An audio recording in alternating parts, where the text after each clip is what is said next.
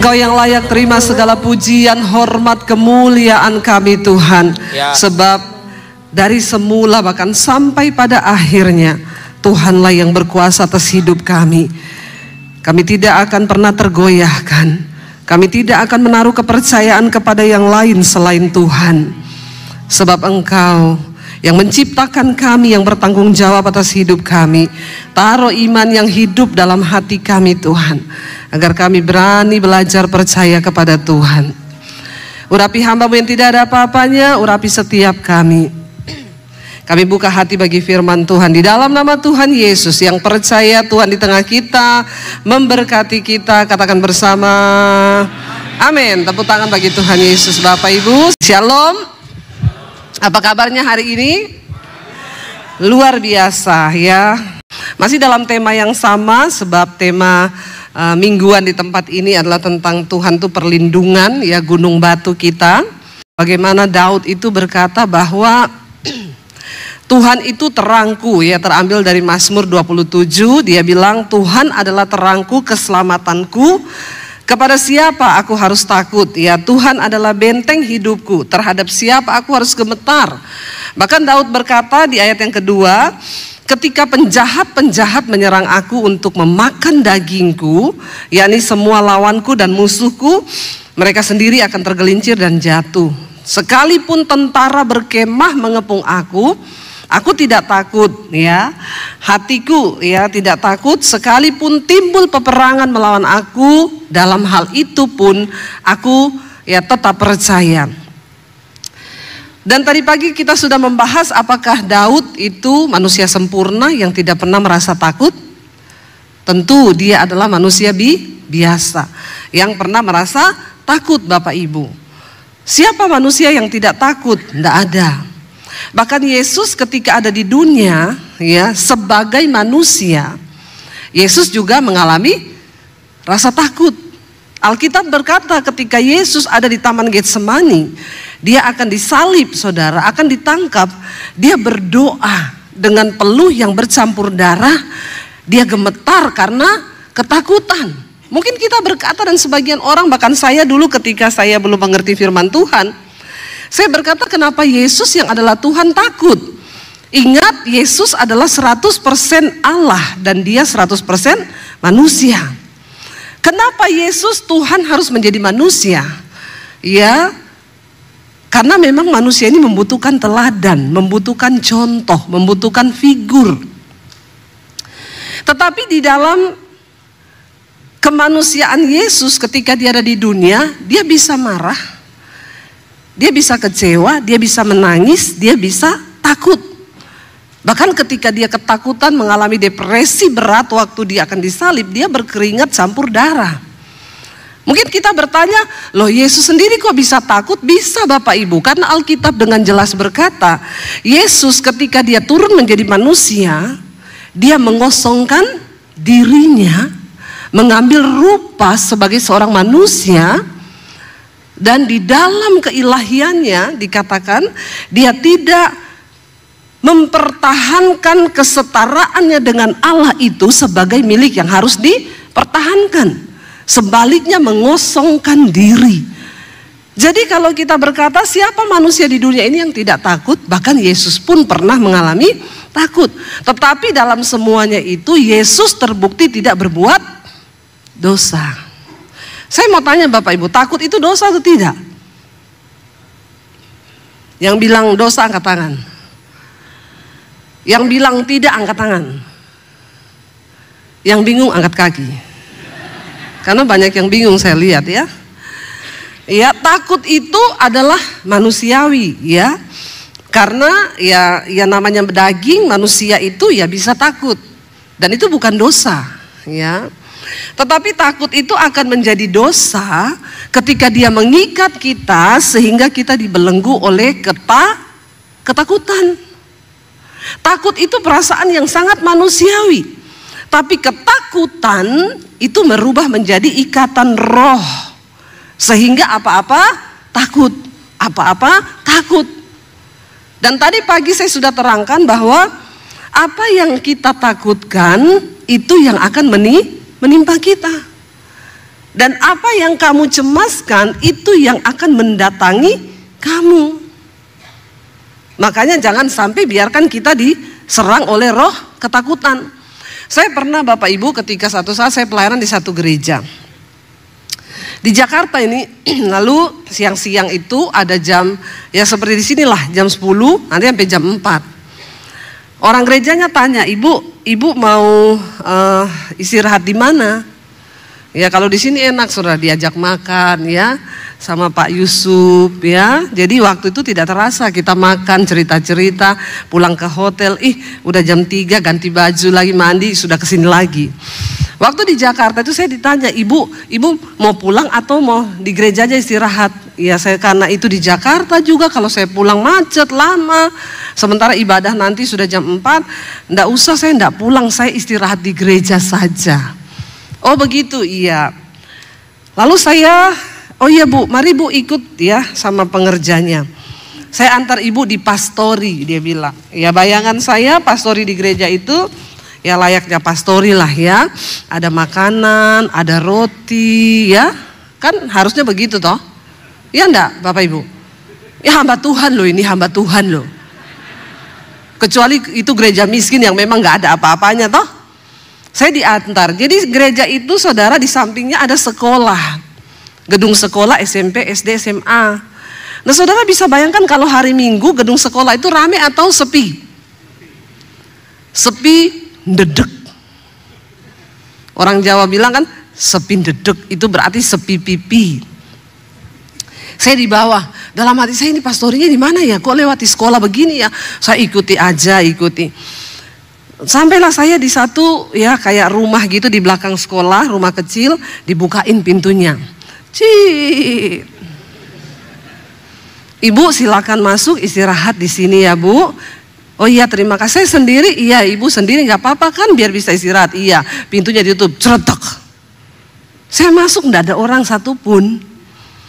Saya masuk. Saya lihat ini rumah, ini bangunan kayak nggak pernah dipakai, baunya apek, bau debu saudara, tidak terurus, benar-benar bangunan tua, cuma ada sofa satu. Lalu waktu saya masuk ke ruangan yang ada sofa itu, niat saya mau istirahat di sofa itu. Sebelum saya ke sofa itu, di situ ada tangga naik ke atas, ada bangunan, ada ruangan di atas, tapi gelap gulita, nggak ada kelihatan apa-apa bangunan di atas itu. Lalu ketakutan mulai datang. Pendeta juga manusia. Tiba-tiba, ya saya tahu lah itu setan yang bisikin saya. Hati-hati loh kamu, ini tempatnya horor. Lalu bulu kuduk saya berdiri. Saya tuh penasaran di atas itu apa ya? Gelap. Jadi kayak lihat di belakang situ itu loh, gelap bener, nggak ada apa-apa. Terus saya karena merinding, ya saya biarkan lagi ketakutan itu menguasai saya. Ya dia mendatangi saya saudara. Saya telepon suami saya. Iya, aku ini ditaruh di pastori loh. Suami saya bilang terus ada ruangan di atas tangga situ gelap gulita. Tapi aku merinding loh. Aku ini bukan tipe penakut. Suami saya tahu saya tuh nggak pernah takut setan. Tapi kali ini kok saya takut ya. Suami saya bilang gini, coba foto itu ruangan di atas. Bentar. Saya tutup dulu. Saya foto begini saudara, begitu cekrek mati lampu. Jangan tertawa, berdosa loh. Orang mesake malah guyu. Saya kaget dan syok. Wah iki setan tenan iki. Saya telepon suami saya tahu enggak, begitu aku cekrek lampunya mati. Terus suami saya bilang, lah terus piye kamu keluar. Lah iya aku tak cari-cari jalan keluar, ini gelap gulita. Ya nyalain HP-mu, saya sudah takut lagi mau nyalain HP, tiba-tiba ada penampakan. Jadi saya sambil mencari-cari jalan keluar, saya dengar saudara temboknya digaruk-garuk gini. Aduh setan ini, bener setan ini. Saya bahasa roh. Memang bahasa roh itu harus keluar dalam waktu-waktu tertentu ya. Urala basik kata ke dalam nama Yesus. Sambil cari-cari jalan ini. Saya coba hidupin, lampunya ada di situ di tembok, tek tek tek enggak nyala. Ya udah saya tak keluar cepat-cepat, dalam nama Yesus, darah Yesus, darah Yesus. Saya keluar, akhirnya ketemu pintu. Untung ya enggak dikunciin dari luar saya. Kebangetan loh saudara, memang ini suka duka dalam pelayanan ya begini ya. Saya buka pintu, saya keluar, saya lari, itu masih siang, di luar tuh masih jam 3-an. Saya lari saudara, lewati sekolah-sekolah kosong itu, ada rumah di situ. Saya ketok pintunya. Selamat siang, ibu-ibu pengerja di gereja itu keluar. Iya Bu Debbie, ibu dari mana? Saya tadi istirahat di pastoris itu Bu. Ya ampun, ibu ditaruh situ. Lah emang ditaruh mana? Pikir. Ya ampun, siapa yang taruh ibu di situ? Yang nggak tahu tadi orang gereja lah yang taruh saya di situ. Katanya itu pastori. Masuk Bu, masuk Bu. Saya duduk. Bu, di sini enggak mati lampu? Enggak. Dari tadi enggak mati lampu? Enggak. Dia cuma berjarak berapa rumah loh saudara. Beneran Bu, enggak mati lampu? Bener. Bu, bukan apa-apa ya Bu. Itu saya tadi serem loh di pastoris itu. Dia bilang gini, maaf ya Bu Debbie, ini memang dulu semua kuburan. Bekas kuburan. Tapi semua jenazahnya itu sudah diangkat, kecuali yang di pastori itu. Itu bawahnya masih jenazah semua. Dalam hati saya, astagfirullah subhanallah, ini orang gereja, dia kayaknya mau coba iman saya. Ini pendeta ini ya, mempan apa enggak.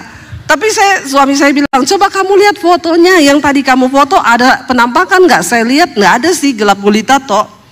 Tapi setidaknya nggak adalah setan berani menampakkan diri sama saya. Jadi kalau ada yang sedikit-sedikit lihat setan itu, berarti kau temennya. Tapi saya bersyukur, maksudnya ya lain kali ya itulah kalau kita biarkan ketakutan, dia berubah menjadi roh ketakutan yang akhirnya menyerang kita sendiri. Ya, jadi jangan biarkan ketakutan itu menguasai kita. Tadi pagi saya sudah bagikan apa kunci Daud mengalami kemuliaan Tuhan ketika dia ditangkap di Gad. Daud melarikan diri dari Saul, mau dibunuh, dia lari ke kota Gad. Sampai di kota Gad, Alkitab tadi siang kita sudah baca, Daud menjadi takut sekali. Bukan cuma takut, tapi takut sekali. Ketakutan yang begitu luar biasa. Tapi ternyata satu hal Daud berkata, tadi pagi juga sudah kita baca. Kuncinya satu, dia bilang, waktu aku ini takut, aku percaya kepada Tuhan. Jadi kuncinya saat kita mengalami ketakutan, maka kita harus belajar percaya kepada Tuhan. Bagaimana cara percaya pada Tuhan? Perkatakan firman. Ya. Perkatakan janji Tuhan, jangan biarkan ketakutan terus. Ya tadi pagi saya sampaikan, ada orang sakit kepala nih, kanker, tumor, padahal baru sakit kepala. Mungkin karena mendekati jatuh tempo, biasa kan begitu toh. Tapi karena alay lebay, ketakutan, nih kanker tumor, dia periksa ke dokter Surabaya, dokter bilang, Pak ini enggak ada apa-apa. Enggak mungkin loh dok. Dokternya bilang, lo memang enggak ada apa-apa. Enggak mungkin. Lah, periksa ke Jakarta. Sampai Jakarta, dokter di Jakarta bilang, enggak ada apa-apa juga. Enggak mungkin loh. Malah maunya ada apa-apa. Karena dikuasai oleh ketakutan. Sudah berkesimpulan sendiri, enggak mungkin. Ini ciri-cirinya adalah ini. Ya. Saudara, Daud bilang ketika aku takut, aku percaya. Lalu kita akan belajar dari Daud hari ini, ya. Yuk kita kembali Mazmur 27. Kita ingin baca ayat yang keempat mulai. Tadi kita sudah baca 1-3 ya. Dia bilang, sekalipun tentara berkemah mengepung aku, sekalipun timbul peperangan melawan aku dan lain sebagainya, orang pengen bunuh aku, pengen makan dagingku, aku tak percaya. Ini kunci yang berikutnya yang Daud lakukan supaya dia itu merasa aman dalam perlindungan Allah. Ayat 4 baca bersama. Satu hal telah ku minta kepada Tuhan, itulah yang kuingini. Apa dia bilang? Diam di rumah Tuhan seumur hidupku, menyaksikan kemurahan Tuhan dan menikmati bait-Nya. Bapak Ibu, zaman dulu orang Israel itu kalau mau berdoa mereka pergi ke bait suci. Ide untuk mendirikan bait suci pertama kali itu idenya siapa? Ada yang tahu? Ide untuk membangun bait suci pertama kali idenya ada Daud. Ketika Daud sudah dilantik menjadi raja, istananya dibangun dengan megah dari kayu-kayu aras. Lalu Daud itu suruh ambil tabut perjanjian untuk dibawa ke Yerusalem. Dan tabut itu ditaruh di satu kemah. Ketika Daud sudah duduk di istananya yang nyaman, yang megah, lalu Daud berpikir begini, kok aku enak-enakan duduk dan tinggal di rumah mewah, tapi Tuhan cuma tinggal di kemah. Aku akan mendirikan satu rumah bagi Tuhan. Karena tabut Allah itu adalah tempat Tuhan bersemayam. Tabut Allah itu bicara tentang kehadiran Tuhan. Ketika Daud baru muncul ide, kerinduan untuk membangun bait Allah, Tuhan berfirman, ya, lewat nabinya berkata kepada Daud, memang aku tahu hatimu ingin mendirikan bagiku rumah kediaman, tapi engkau tidak dapat membangun rumah itu bagiku, sebab tanganmu itu kotor berlumuran darah. Daud dipakai Tuhan untuk berperang melawan suku-suku yang berperang melawan Israel. Lalu Tuhan berkata, engkau yang punya kerinduan, tapi anakmu Salomo yang akan membangun rumah itu. Ketika Salomo menjadi dewasa, Salomo membangun bait Allah. Saya kemarin dari Israel. Puji Tuhan, saya dapat kesempatan kemarin masuk di dalam kubah emas, Dome of the Rock. Kubah emas itu kenapa menjadi satu bangunan yang sangat bersejarah untuk 3 agama di dunia. Ya, Dome of the Rock, bangunan yang sangat bersejarah dan diperebutkan oleh 3 agama. Yang pertama oleh orang Yahudi, yang kedua oleh orang Muslim, yang ketiga orang Kristen. Bagi orang Yahudi tempat itu bersejarah karena di sanalah Abraham dulu mempersembahkan Ishak di Bukit Moria. Itu Dome of the Rock yang saudara sering lihat itu. Bagi orang Muslim itu dianggap sangat bersejarah karena mereka percaya Nabi Muhammad naik ke surga dari tempat itu. Bagi orang Kristen itu dulu cikal bakal awalnya dibangun bait suci pada zaman perjanjian lama oleh Salomo. Jadi kenapa tempat itu menjadi bersejarah bagi 3 agama? Ya karena ya itu tadi sejarahnya Bapak Ibu. Nah sekarang siapa yang menguasai tempat itu? Muslim. Tapi yang menjaga adalah polisi Israel. Kita satu grup kemarin masuk sampai di halaman, saya dan suami masuk sampai di dalam, saya melihat tuh semua bangunannya emas ya, kayu-kayunya di ini tuh emas semua Pak, ya emas semuanya emas.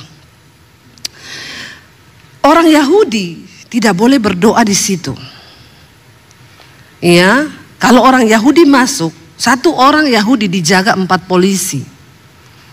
Dan mereka tidak boleh berdiri sampai di pelatarannya pun nggak boleh. Kita orang Indonesia kemarin foto-foto di depan gedung. Saya masuk sampai ke dalam gedung dengan suami. Ya, kita masuk ke sana tidak boleh ada pakai salib, bintang Daud, semua atribut-atribut yang bertentangan dengan Muslim itu dilarang. Lalu kami masuk di sana dan melihat. Bapak Ibu, kenapa Yesus disalibkan? Pada waktu Yesus ditangkap oleh Imam Kayafas dan dibawa di rumahnya Imam Kayafas untuk diadili. Pada waktu itu mereka bingung. Ini mau dihukum salib, mau dihukum mati, ini kesalahannya Yesus ini apa? Tidak ditemukan kesalahan yang fatal untuk menyalibkan Yesus.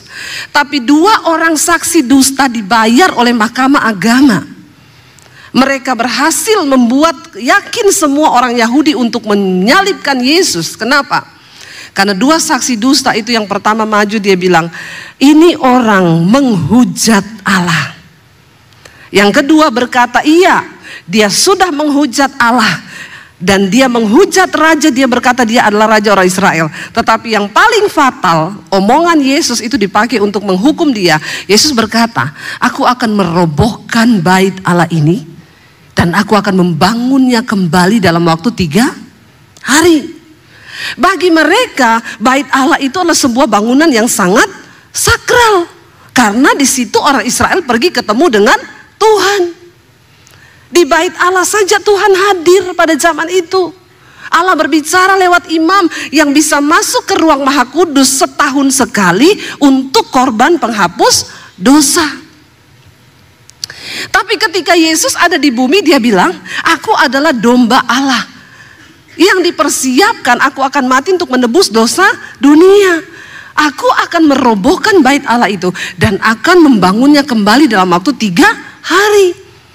Karena itu barang siapa yang percaya kepada Yesus, kita nggak perlu lagi datang berdoa di bait Allah itu, mempersembahkan korban, sembelih kambing domba, karena Yesus menjadi anak domba Allah yang darahnya tersembelih dan dipakai untuk menghapus dosa seluruh orang yang percaya kepada dia.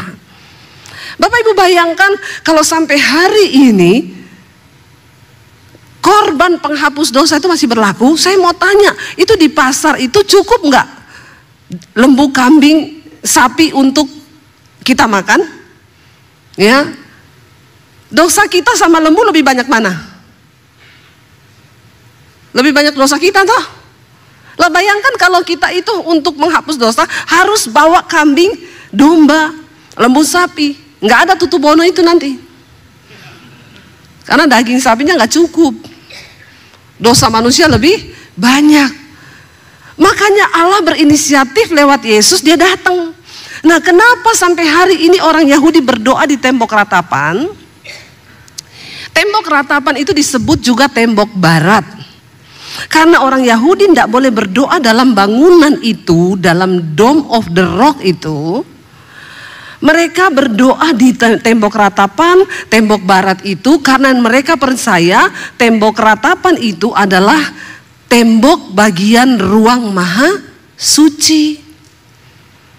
Jadi mereka berdoa di sana. Salah satu pokok doa yang mereka naikkan di tembok ratapan adalah mereka meminta Mesias untuk datang, karena mereka sendiri menolak Tuhan Yesus. Ya, Israel itu Kristennya cuma 2%, saudara. Tapi sudah ada yang Kristen. Jadi jangan orang Indonesia beranggapan kalau Israel itu Kristen, nanti Israel Palestina berantem, orang Kristen lagi yang dianiaya.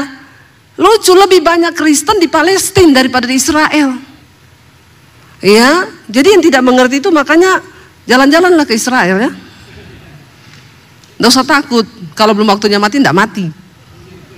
Saya tahun ini 2 kali berangkat. April setelah bom 400 rudal Iran masuk ke Israel, kami berangkat. Ya, kemarin minggu lalu saya baru pulang lagi. Ya, orang bilang, "Bu, ibu nggak takut bom?" Kalau belum waktunya mati tidak mati. Iya, saudara. Makanya kenapa saya kalau bawa grup, saya nggak bolehin mereka pergi berdoa di tembok ratapan. Kamu kan bukan orang Yahudi. Kamu kan udah percaya Yesus. Ngapain kau pergi berdoa di tembok ratapan situ? Apalagi terima titipan-titipan doa. Jangan ada jemaat yang bodoh ya. Ada pendeta mau ke Israel, titip ya. Apa ini? Doa. Masukin di tembok ratapan. Ya, saudara, begitu dimasukin, saya bilang kemarin sama peserta saya, lihat tuh, habis dimasukin semua tuh tukang sampah datang. Doamu sampai ke surga? Pret. Ya, jangan bodoh. Terus setelah kau titip doa di tembok ratapan, terus surga bergetar gitu. Hello? Nggak ada. Yesus berkata kepada perempuan Samaria, nenek moyangmu berdoa di gunung mencari Allah. Kami orang Yahudi berdoa di Yerusalem untuk ketemu Allah. Tapi ada saatnya aku akan berkata kepadamu, kamu tidak perlu datang ke Yerusalem untuk berdoa, kamu tidak perlu datang ke gunung, karena Bapa mencari penyembah benar, yang menyembah Bapa dalam roh dan kebenaran. Amin. Amin. Kita nggak perlu lagi datang berdoa di bait Allah, nggak perlu berdoa di tembok ratapan. Ya, saya paling tidak menerima orang, Bu Debi mau ke Israel kan, titip formulir doa ya, kagak mau. Kalau amplop saya mau. Kasih saya duit, saya terima. Kalau formulir doa nggak mau. Ngapain saudara? Ya, Yesus sudah merobohkan bait Allah itu, dan dengan kematiannya tidak ada lagi penghalang antara kita dengan Tuhan. Pada zaman itu Daud bilang, satu hal ku minta kepada Tuhan dan ini yang ku ingini, diam di rumah Tuhan seumur hidupku, menyaksikan kemurahannya dan menikmati bait-Nya. Roma pasal 12 ayat yang pertama dikatakan apa saudara? Ya, persembahan yang benar. Ya, persembahkanlah tubuhmu sebagai persembahan yang benar, yang hidup, yang kudus, yang berkenan kepada Allah. Itu adalah ibadahmu yang sejati. Tidak tahukah kamu bahwa tubuhmu itu adalah bait Allah yang hidup? Jadi sekarang bait Allah ada di mana? Di Yerusalem? No. Bait Allah di mana? Dalam hati kita. Kalau kita mau melihat pembelaan Tuhan dalam hidup kita, Bapak Ibu, jadikan dirimu, tubuhmu sebagai bait Allah yang hidup, di mana Tuhan berdiam. Bait Allah itu kudus dan bait Allah itu adalah kamu, kata firman Tuhan. Yesus berkata bait Allah itu kudus dan bait Allah itu adalah kamu. Sebab Bapa mencari penyembah benar, yang menyembah Bapa dalam roh dan kebenaran. Kalau engkau mau merasa aman dalam hadirat Tuhan, jadikan dirimu, hidupmu, tubuhmu sebagai bait Allah yang hidup. Ingat, bait Allah itu kudus. Tuhan gak mau tinggal dalam hati orang yang penuh kotor dengan dosa, kepahitan, kebencian, iri hati, kenajisan, percabulan, selingkuh. Ya, maaf saudara, tidak semua orang akan mengalami rasa aman dalam perlindungan Tuhan. Hanya orang-orang yang mau berkata seperti Daud, aku mau tinggal di bait-Mu, menikmati bait-Mu. Dulu bait Allah itu di Yerusalem, Dome of the Rock itu. Tapi sekarang bait Allah itu adalah kita ini, tubuh kita yang hidup. Mari jadikan Tuhan ada dalam hidup kita. Kalau Tuhan ada dalam hidup kita, maka aman, tenang, damai, sejahtera. Kita lanjut, dikatakan ayat yang kelima. Sebab Ia melindungi aku dalam pondoknya pada waktu bahaya. Ia menyembunyikan aku dalam persembunyian di kemahnya. Ia mengangkat aku ke atas gunung batu. Maka sekarang tegaklah kepalaku mengatasi musuh sekeliling aku. Dalam kemahnya aku mau mempersembahkan korban dengan sorak-sorai. Aku mau menyanyi dan bermazmur bagi Tuhan. Karena Daud merasa orang kalau masuk di bait Allah itu sudah, itu paling tempat paling nyaman. Kamu tidak mungkin musuh datang ke bait Allah menangkap kamu.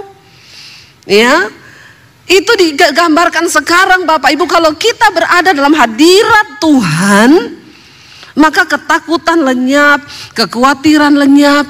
Saya itu loh, kalau di pesawat ada badai saudara, cuaca buruk, kadang tiba-tiba takut, aduh kalau jatuh ya.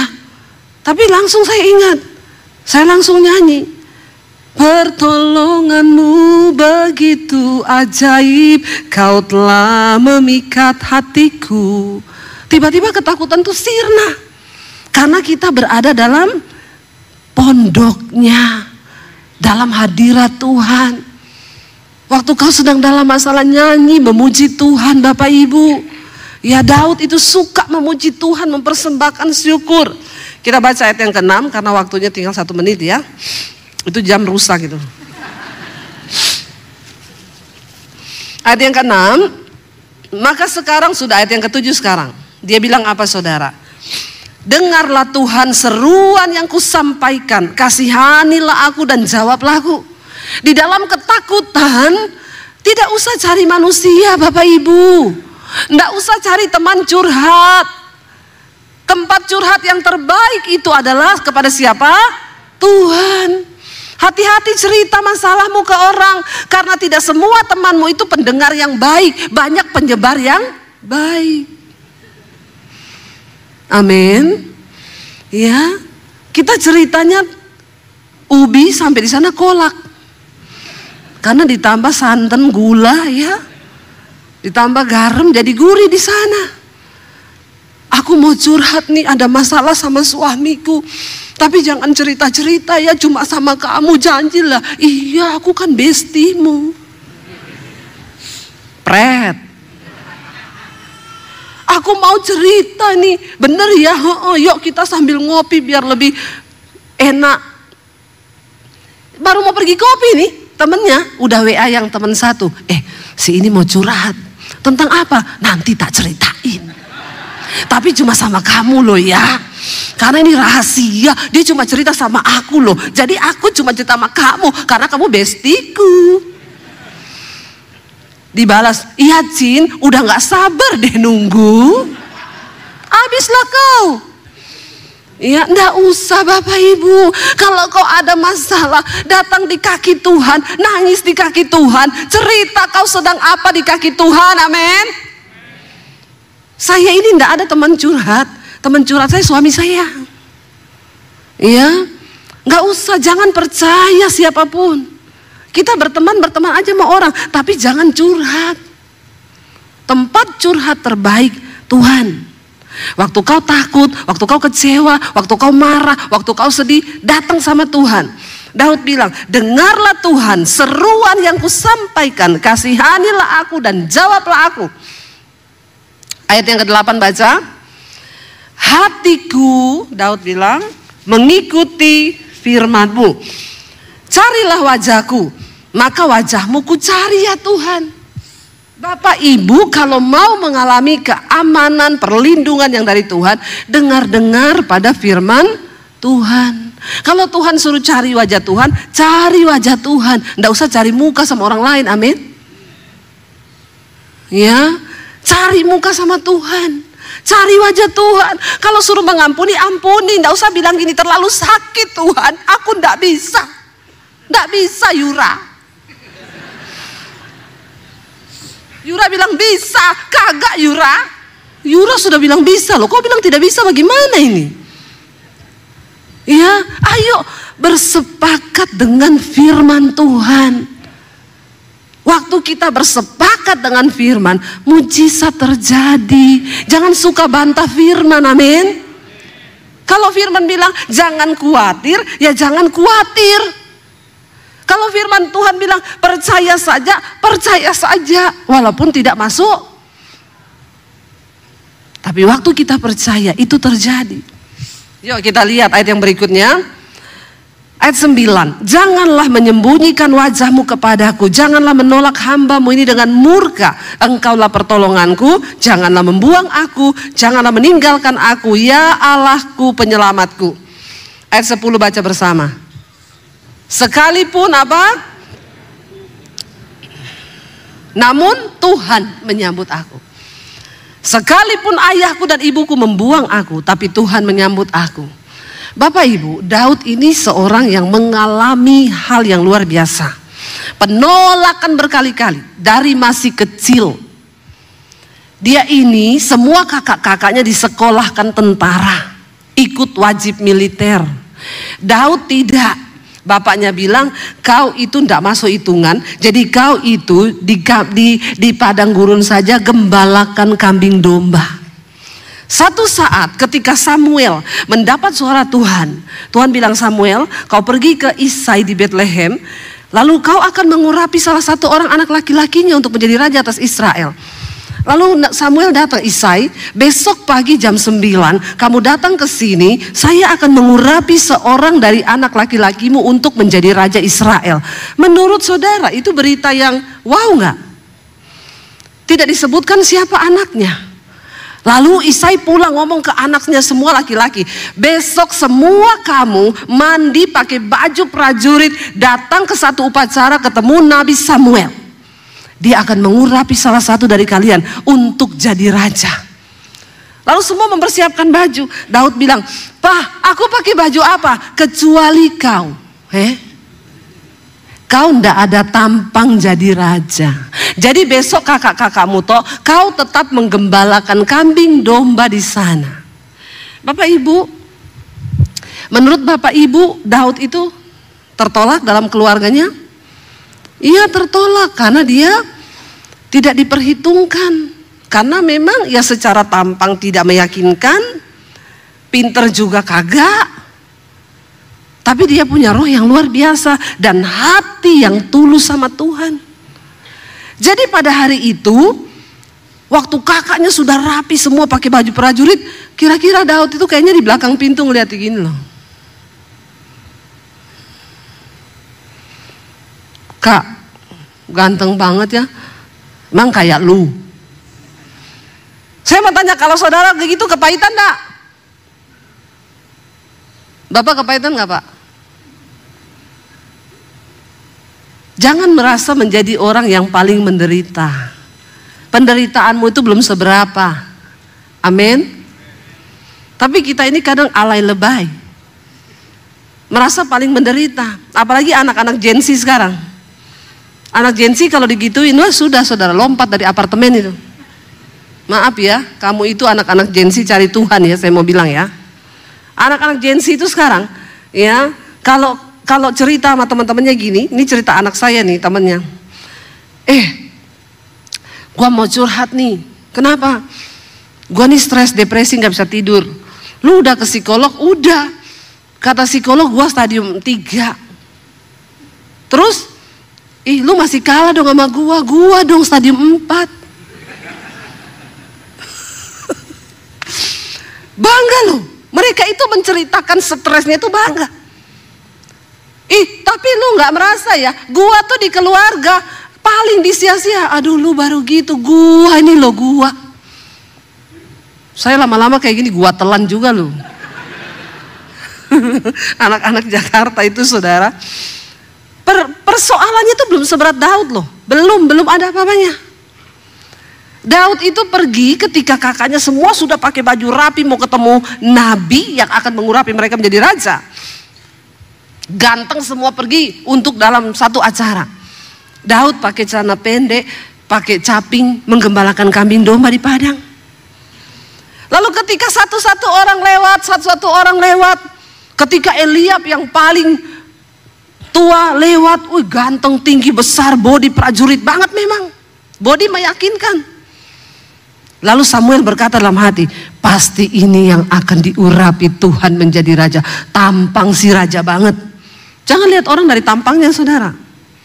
Karena Tuhan melihat hati. Jaga hatimu. Selewat, Tuhan bilang sama Samuel, Samuel, engkau melihat apa yang kelihatan, tapi aku Tuhan melihat hati. Aku sudah menolak Eliab itu. Lewat satu, Tuhan bilang bukan. Lewat satu, bukan. Sampai semua lewat. Samuel bingung. Loh, sudah habis. Lalu Isai dipanggil. Sini Say. Ini semua anakmu? Kenapa gak ada satupun yang Tuhan pilih?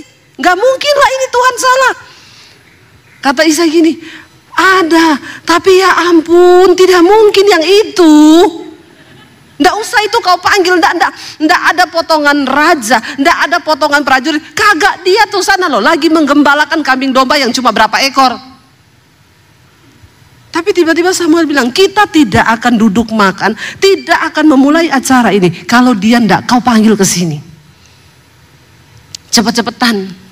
Tidak dicerita di situ Daud pulang dulu ganti baju, pakai baju pahlawan. Mungkin dia ada kemungkinan dia datang dengan model yang lusuh dari padang itu langsung ditarik.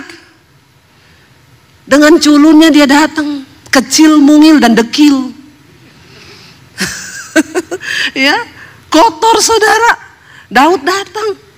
Ketika Samuel melihat Daud, Tuhan bilang, bangkit berdiri, ambil tabung minyakmu. Urapi dia menjadi raja sebab aku sudah memilih dia. Dia orang yang berkenan di hatiku. Amin. Kalau kau sedang menghadapi masalah, tidak usah merasa masalahmu itu yang paling berat. Amin Bapak Ibu. Kalau kau sudah merasa paling berat, sekali-sekali kau turun ke jalanan sana. Layani tuh anak-anak jalanan yang gak makan. Baru kau bisa lihat hidupmu. Baru kau bilang, oh iya ya masih ada yang lebih buruk ya dari saya. Sekali-sekali kau ikut pelayanan ke rumah sakit jiwa. Supaya kau rasa kau paling sehat. Saya bilang sama anak saya, teman-temanmu yang rasa sakit jiwa itu, ayo ikut sekali-sekali kita ajak pelayanan ke rumah sakit jiwa. Saya pernah pelayanan ke rumah sakit jiwa Bapak Ibu. Saya mendekati satu bapak-bapak yang sedang sakit jiwa. Pak, saya mau berdoa ya buat Bapak. Percaya Tuhan Yesus menyembuhkan. Saya ini Yohanes Pembaptis loh. Mampus nggak saudara? Saya baru mau doakan dia sudah bilang dia Yohanes Pembaptis. Terus saya bilang, oh iya nanti tapi Tuhan Yesus menyembuhkan ya. Iya saya temannya Yesus, Yohanes Pembaptis. Tapi saya ya udah saya nggak peduli aja lah ya. Dia cerita saya dengerin dulu. Terus dia bilang gini, shh. Saya pikir dia mau ajak saya berdoa, kenapa? Shh. Ada helikopter 2 parkir di atas kepala saya. Bapak Ibu bisa bayangkan, kita dengar satu helikopter saja sakit enggak kepala kita? Coba dengar toh, ini parkir di kepalanya dia 2 helikopter. Dalam hati saya makanya dia masuk rumah sakit jiwa. Karena 2 helikopter parkir di kepala. Nah orang-orang yang merasa stres ini, tak aja sini, ayo pelayanan. Supaya kau rasa bagaimana 2 helikopter parkir di kepalamu. Baru kau bisa bilang begini, aku masih lebih waras ternyata ya. Bahwa kau tidak seberapa dengan dia.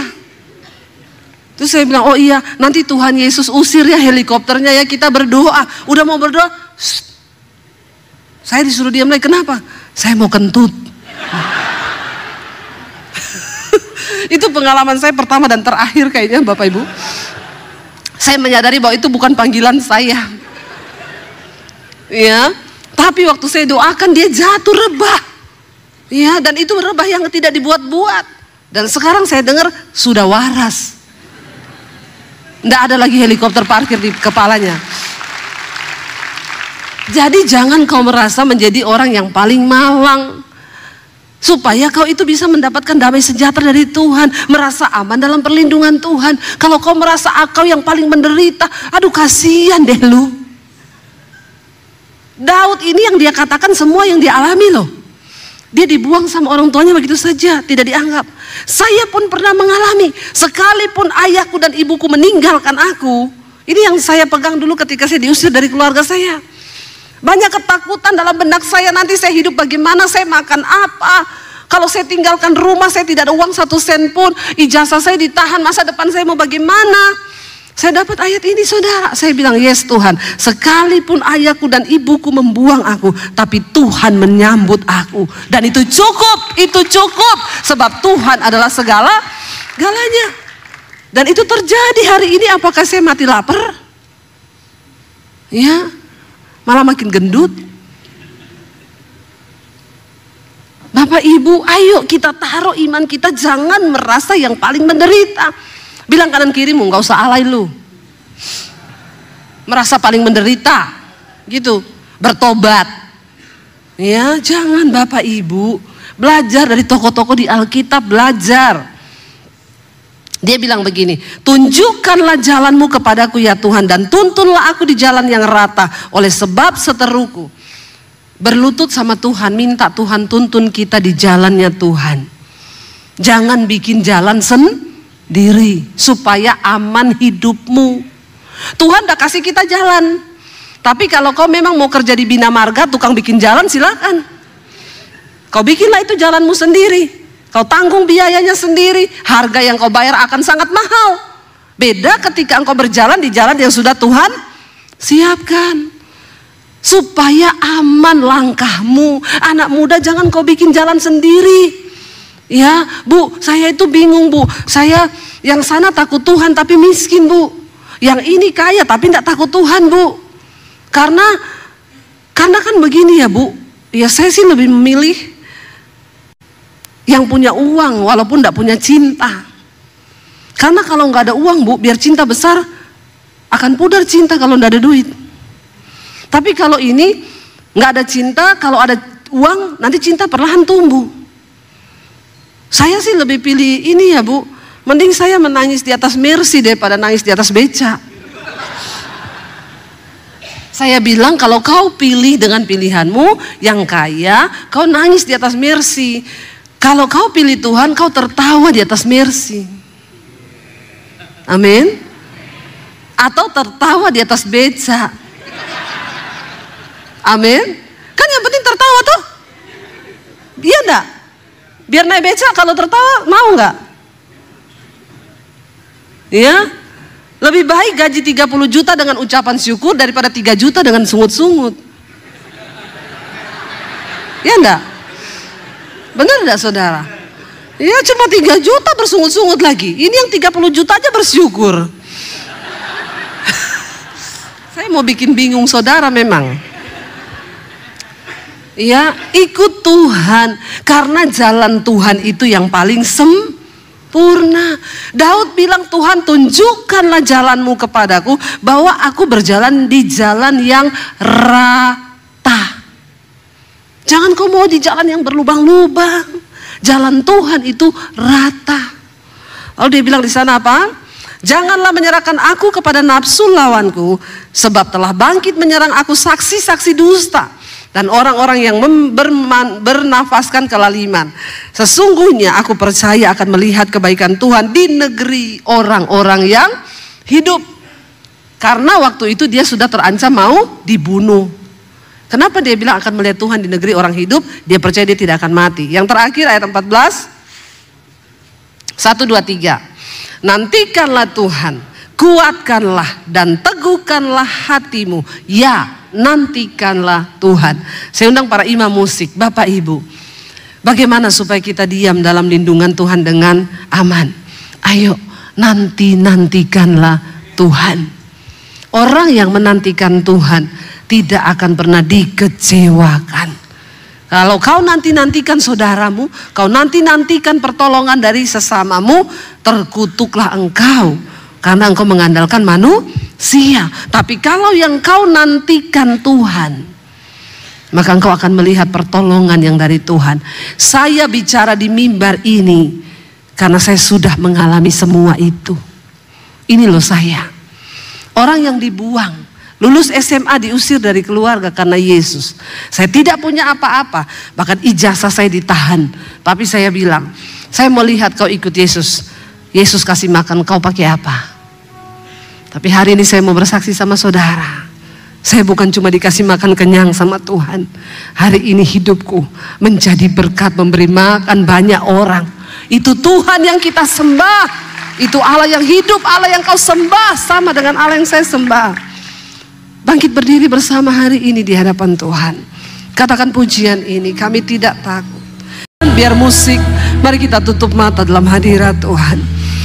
Apa ketakutan yang sedang engkau hadapi hari ini? Musuh apa yang sedang berdiri di depanmu?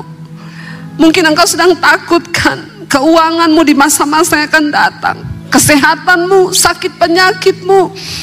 Mungkin engkau sedang takutkan panggilanmu ke depan seperti apa.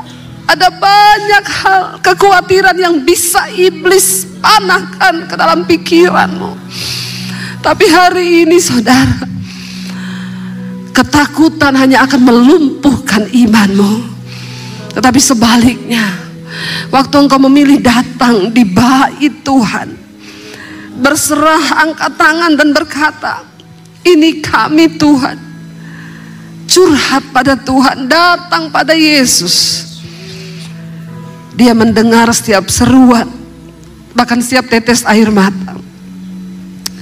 Ketika engkau berjumpa dengan kuasa Tuhan, tidak ada perkara yang mustahil. Bahkan sekalipun orang membuang engkau, kau tidak dianggap. Kau dianggap tidak mampu, tidak bisa, tidak mungkin. Bersama Tuhan, bersama Tuhan, kita orang-orang yang lemah akan dipakai untuk mempermalukan orang-orang yang merasa dirinya berhikmat. Datang pada Yesus hari ini, Bapak Ibu. Hanya Yesus yang sanggup memberi engkau kemenangan. Ini waktunya untuk engkau mulai masuk dalam dimensinya Tuhan. Dalam terobosan demi terobosan, sebab Tuhan akan menyatakan perbedaan antara orang-orang yang sungguh-sungguh berharap pada Tuhan dengan yang tidak. tinggalkan segala egomu, tinggalkan rasa kekuatanmu sendiri. Mulai datang pada Tuhan dan katakan, aku tidak mampu tanpa Engkau Tuhan. Kami butuh Engkau Tuhan, yang memberikan kami kemenangan dalam hidup kami. Angkat tanganmu saudara, katakan, Yesus memegangku.